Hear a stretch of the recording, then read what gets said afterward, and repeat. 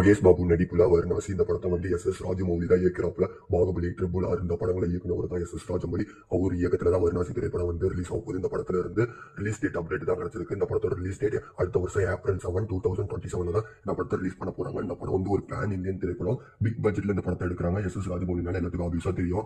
ஒரு பிக் பட்ஜெட்ல ஒரு எக்ஸ்பெரிமெண்டல் பிலிம் தான் காட்டுவோம்ல. போட்ட இன்புட்டை வந்து நம்மளுக்கு அவுட்புட்டா கண்ணில் காட்டுறவர் தான் எஸ் ராஜமௌலி. பாகுபலி படத்துலையும் பார்த்திருப்போம், ட்ரிபிள் ஆர் படத்துலையும் பார்த்திருப்போம். அவ்வளோ எஃபெக்ட் போட்டு படத்தை நடிச்சிருப்பாங்க.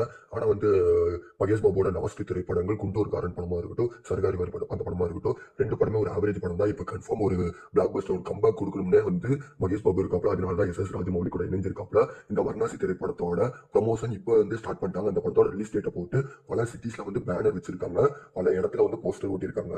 அதுவும் தெலுங்குல அந்த படம் ரிலீஸ் ஆச்சுன்னா ஒரு வேற லெவல் கலெக்ஷன் பண்ணும். தெலுங்கு சினிமாவுக்கே வந்து வேற லெவல்ல ஒரு பேர் எடுத்து கொடுக்கணும்னு நிறைய பேர் சொல்றாங்க. இந்த படம் வந்து அடுத்த வருஷம் வந்து April 7, 2027 தான் ரிலீஸ் பண்ணும்.